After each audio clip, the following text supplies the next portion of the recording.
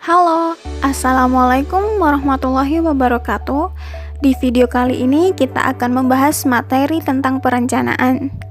Sebelum kita mulai membahas materi tentang perencanaan, perkenalkan terlebih dahulu, kami dari kelompok 2 yang beranggotakan Saya Herlambang Arya Sanjaya dengan NIM 198. Saya Cindi Noviana Kurniawati dengan NIM 220.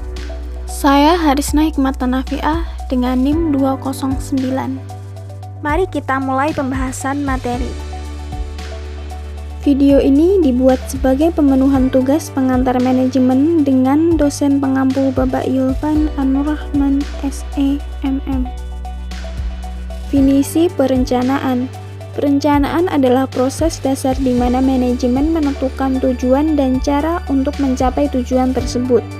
Dalam perencanaan, manajer memutuskan apa yang harus dilakukan, kapan melakukannya, bagaimana melakukannya, dan siapa yang melakukannya. Proses perencanaan terbagi menjadi 5. Yang pertama, menetapkan tujuan atau serangkaian tujuan. Yang kedua, merumuskan keadaan saat ini. Yang ketiga, mengidentifikasi segala kemudahan dan hambatan. Yang keempat, mengembangkan rencana atau serangkaian kegiatan untuk mencapai tujuan. Yang kelima, mengimplementasikan rencana dan mengevaluasi hasilnya. Alasan perlunya perencanaan. Yang pertama, untuk mencapai protective benefits yang dihasilkan dari berkurangnya kemungkinan terjadinya kesalahan dalam pembuatan keputusan. Yang kedua, untuk mencapai positive benefits dalam bentuk meningkatnya keberhasilan pencapaian tujuan organisasi. Selanjutnya, manfaat perencanaan yang terbagi menjadi 7. Yang pertama, standar pelaksanaan dan pengawasan. Yang kedua, pemilihan berbagai alternatif terbaik. Yang ketiga, penyusunan skala prioritas. Yang keempat, pemanfaatan sumber daya organisasi. Yang kelima, membantu manajer menyesuaikan diri dengan perubahan lingkungan. Yang keenam, alat memudahkan dalam berkoordinasi dengan pihak terkait. Yang ketujuh, alat meminimalkan pekerjaan yang tidak pasti. Ada beberapa kelemahan perencanaan. Yang pertama yaitu pekerjaan yang tercakup dalam perencanaan mungkin berlebihan dalam praktik realnya. Perencanaan cenderung menunda kegiatan. Perencanaan mungkin terlalu membatasi manajemen untuk berinisiatif dan terkadang hasil terbaik justru diperoleh dari penyelesaian individual dan penanganan masalah pada saat masalah tersebut terjadi. Ada rencana-rencana yang diikuti cara-cara yang tidak konsisten. Ada beberapa tujuan perencanaan. Standar pengawasan yaitu mencocokkan pelaksanaan dengan perencanaannya, mendapat kegiatan yang sistematis termasuk biaya dan kualitas pekerjaan, memberikan gambaran yang menyeluruh mengenai kegiatan pekerjaan, mengetahui siapa saja yang terlibat, struktur organisasinya, baik kualifikasinya maupun kuantitasnya. Dasar perencanaan yang baik. Pertama adalah prediksi atau forecasting, yaitu membuat asumsi tentang apa yang akan terjadi di masa depan, bisa bersifat kualitatif maupun kuantitatif.